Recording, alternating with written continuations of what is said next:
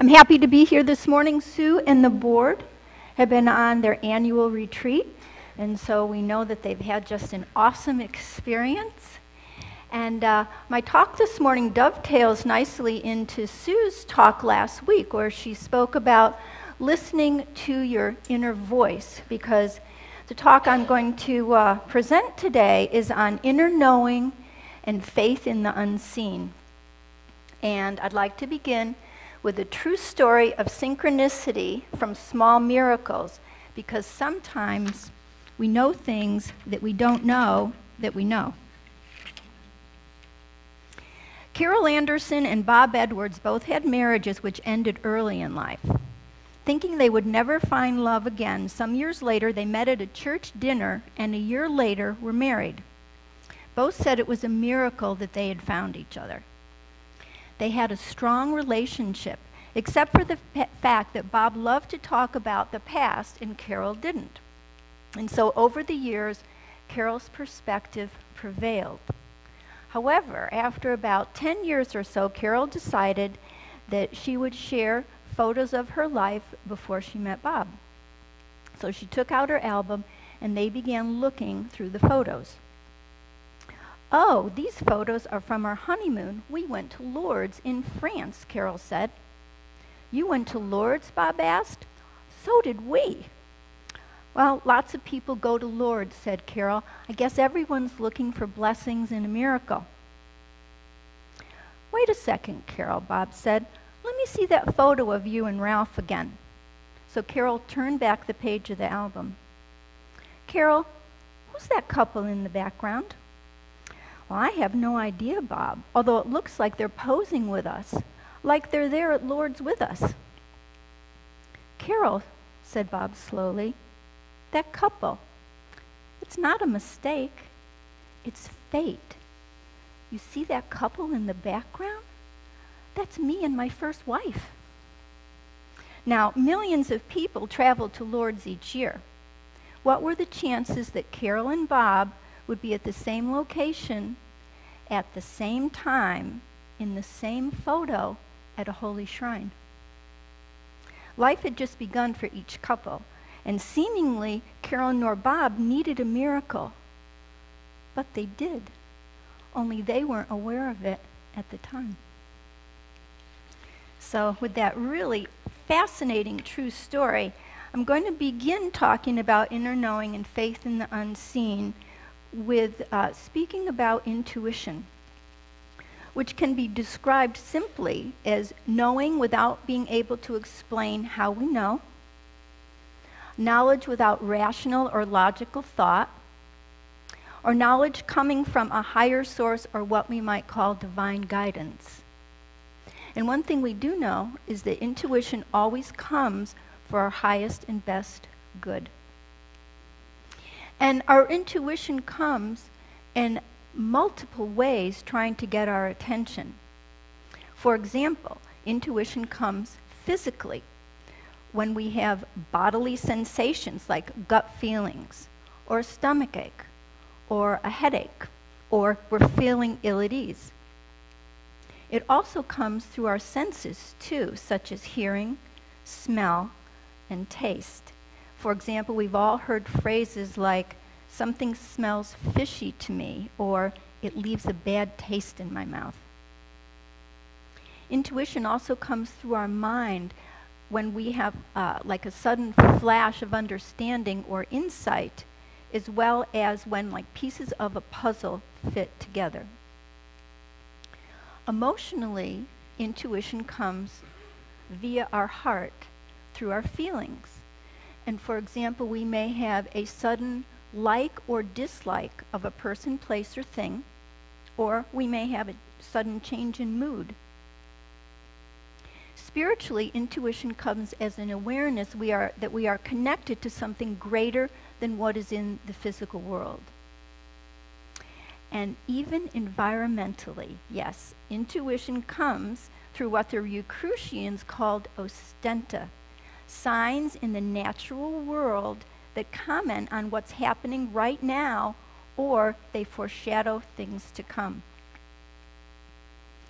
So our intuition is continually sending us messages, and if we don't respond, it will increase the magnitude of the message trying to get our attention. In other words, intuition keeps coming until we respond. However, there are times when intuition comes and prompts us to also take immediate action. And you can be certain that intuition is perceived by a quiet body-mind, a still body-mind, much more readily than a distracted, multitasking body-mind, which is why we don't have a PowerPoint today. That's deliberate. And so, how soon do you know? How long does it take your body-mind to respond and act on intuitive messages? How sensitive and connected are you to your intuition? Are you aware of your intuition when you have an instinctual urge? When you feel butterflies and goosebumps? When you're feeling emotionally upset? Maybe it's physical tension or addictive behavior that's getting your attention. If not, sometimes the message escalates to physical pain and or illness, even disease. So the sooner you recognize your intuition is trying to get your attention, the better. The ancient Chinese philosopher Lao Tzu once said, "The power of intuitive understanding will protect you from harm until the end of your days." And so in integrating inner knowing more deeply, we know that from ancient indigenous cultures and from quantum physics that everything in the universe is connected. And so if everything is interconnected and divine intelligence is everywhere, intuition or inner knowing is integrally one with all that is divine. And so another way to say this is that spirit is continually interacting with us. Charles Fillmore, Unity co-founder, says God communicates in a half dozen ways. Through instinct or intuition, through inspiration and imagination, through dreams and visions, and through that still small voice. Inner knowing also makes itself known through signs and symbols, which are often metaphors to an inherently deeper meaning in an experience. For example, let's say that you're heading out for a job interview and you get out to the garage and your car won't start, right? Or you have a flat tire on the way. Or you're on your way to an important meeting and the road that you usually take is closed. Now, it'd be easy to dismiss these events with a rational mind, unless you are connected, unless you are aware of how the universe speaks to you. Since ancient times, dreams have also been known as a common vehicle for spirit to speak to us, and the Bible is filled with stories of dream revelations. The book of Job 33:14 notes, "For God speaks once, yea twice, yet man perceives it not. In a dream, in a vision of night, when sleep falls upon them, while slumbering on their beds, he opens the ears of men and seals their instructions."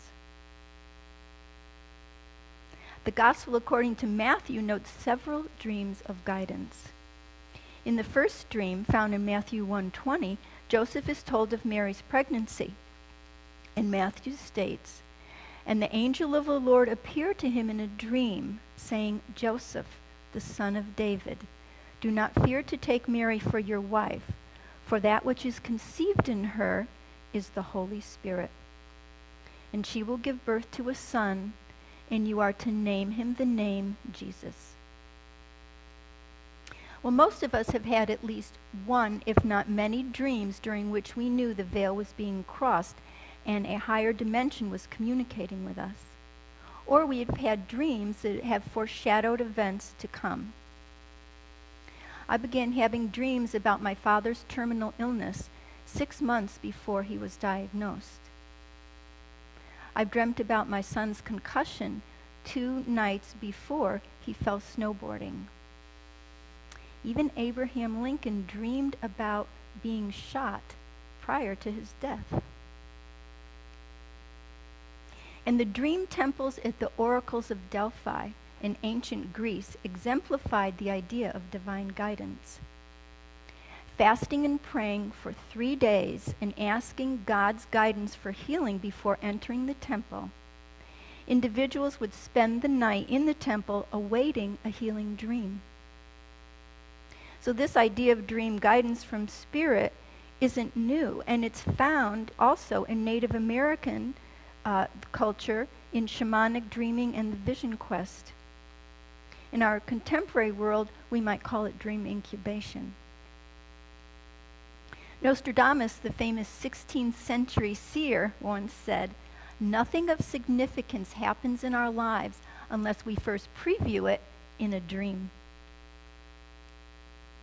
And so of all the ways inner knowing and guidance manifests within us and for us, there's one very important aspect of this natural communication, and that is to trust your own experience.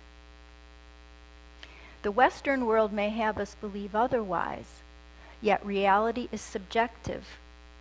So trust your own experience, and remember, intuition is not logical or rational to what the external world may be showing you. Lynn Robinson, author of Divine Intuition, remarks, "Go with what your inner guidance directs you to do. Sometimes this takes faith. Begin with small steps, and as you continue to trust these insights, you will come to understand that your life's purpose is unfolding. An invisible intelligence is guiding you to a harmonious life." Inner knowing also reveals itself through telepathy, which is direct mind-to-mind contact, and in an esoteric sense is considered communication between 2 higher selves. And as we know, telepathy is known to be most active between individuals who have a heart connection, as the heart is the most powerful energetic organ in the human body. And what about presentience, or feeling something before it happens? Like gut feelings, which show us that we already know the future to a degree. Or the presentient heart, meaning that the heart feels things before they happen. Dean Radin, noted quantum physicist, says the idea of presentience means that we are constantly and unconsciously scanning our future and preparing to respond to it. Radin also says this of the presentient heart. Of great significance in our findings is that the heart is directly involved in the processing of information about a future emotional stimulus before the body actually experiences the stimulus. What is truly surprising about this result is the fact that the heart appears to play a direct role in precognition, the perception of future events. I've keyed into this subtle energy in my heart as I've recognized that there have been times when my heart knew something before it actually happened in the physical world. And so really it's all about awareness and knowing, about knowing the feeling and then making that connection. And so this presentience or future seeing is related to inner knowing, which is connected to all that is. So let's look at synchronicity as a way that Spirit speaks to us. Synchronicity, as first defined by Carl Jung, is the simultaneous occurrence of 2 meaningful but not causally connected events. In other words, synchronistic experiences are acausally connected rather than connected through any deliberate or intentional cause and effect. So in other words, we can't make synchronicity happen. And so the idea of an absolute law of cause and effect is really not absolute. Rather, it's one aspect of how the universe works. Robert Hopke, author of Synchronicity in the Story of Our Lives, notes, synchronicity reminds us that we are not the sole author of our lives. Our lives are organized consciously and unconsciously and have coherence, direction, and a reason for being. Synchronicity, too, points to a beauty, order, and connectedness of our lives.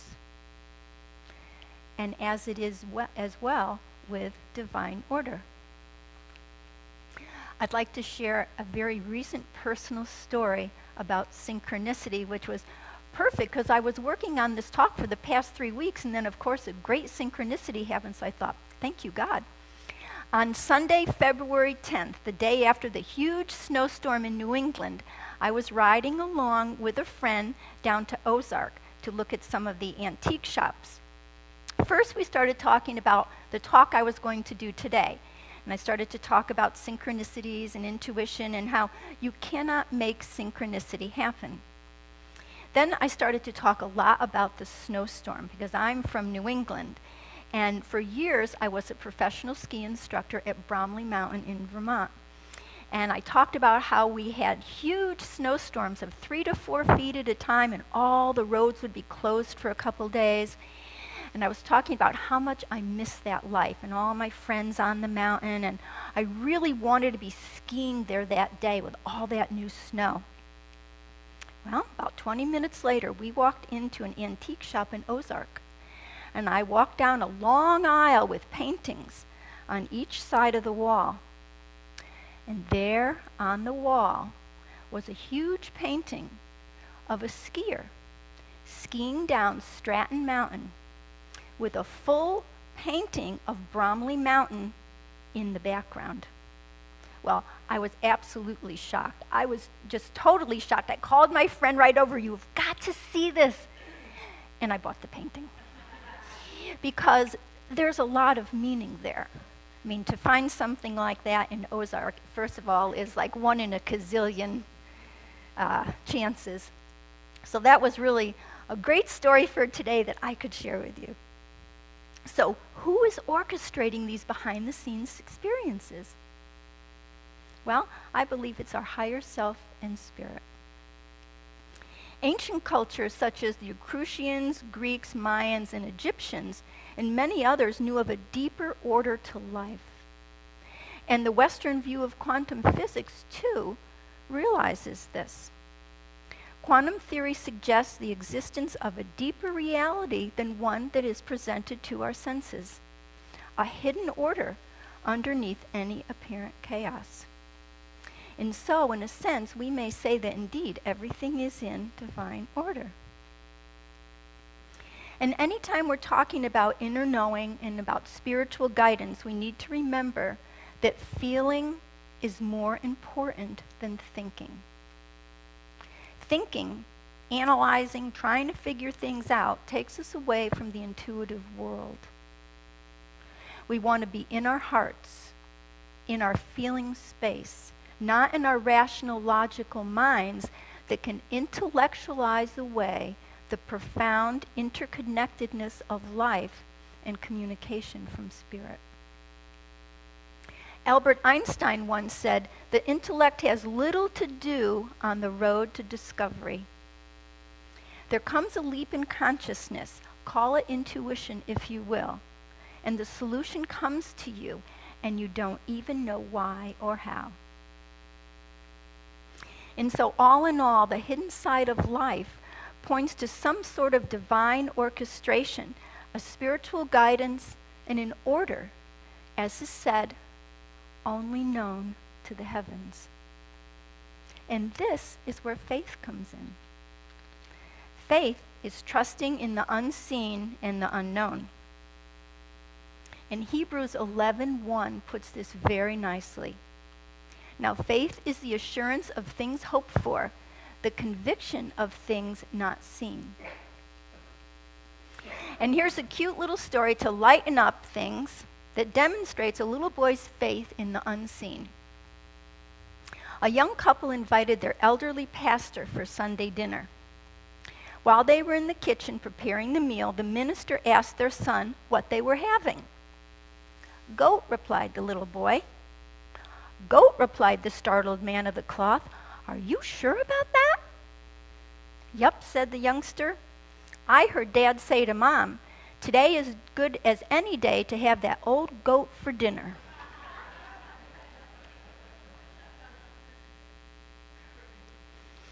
Now let's look at the idea of entanglement, thought of as the most significant discovery in quantum physics and what Einstein called spooky action at a distance. Entanglement, which is intimately one with intuition, refers to connections between separated particles that persist regardless of distance and that operate outside the flow of time as we know it. Dean Radin notes these connections imply that at very deep levels, the separations that we see between isolated objects are, in a sense, illusions created by our limited perceptions. This concept is evident in cases of twins raised separately. For example, there's a story of twin boys who were raised separated, and each was named Jim by their adoptive parents. Each Jim married a Betty, was divorced and married a Linda, and both Jim were firemen. Now, what's going on here? Well, in older thought, we would say that it was in their genes, yet now we know that's not true. The two Jims were simply entangled. And so, with intuition, synchronicity, telepathy, entanglement, and presentience, the hidden becomes the seen. Because sometimes we know things that we don't know that we know. And this blends beautifully with the idea of a divine order. Unity's daily word says this: when you are feeling overwhelmed, it may be difficult to recognize that divine order is at hand. In these times, choose to release your need to know how things will work out and trust the universe for the right outcomes. And so, why all this direction from the heavens? Well, most importantly, this inner guidance is to direct us into a way of living that brings us the greatest happiness and harmony, and to steer us into choices for our highest and best good as we navigate the ups and downs of life. 2, this guidance directs us into fulfilling our life's purpose. And so being connected to your intuition in a very intimate way is being connected to spirit in a very intimate way. And the foundation of this connection is faith, a complete trust or confidence in that which is unseen and unknown. And so in closing, everyone can learn how to enhance their inner knowing. And here are several practical ideas that will help move you along your path. Cultivate a sense of mindfulness, of in-the-moment awareness, without past and without future. Practice quieting your mind by letting go of distractions and multitasking, as only a quiet mind is truly receptive to intuitive abilities. Begin the longest journey in life, which is also the shortest, the 13-inch journey from your head to your heart. As intellectualizing, evaluating, and judging will detract from your natural intuitive abilities. So live your life in your heart space with a balance for times that you need your intellect, and you will move more quickly along the intuitive path. Acquire a felt sense of your body from head to toe. Practice intuitive skill development. Trust your own experience. And most importantly, cultivate an unwavering faith and trust in the unseen, in a higher order. For this is ultimate faith in God. As the words of Ralph Waldo Emerson remind us, all I have seen teaches me to trust the Creator for all I have not seen. God bless you all. Thank you.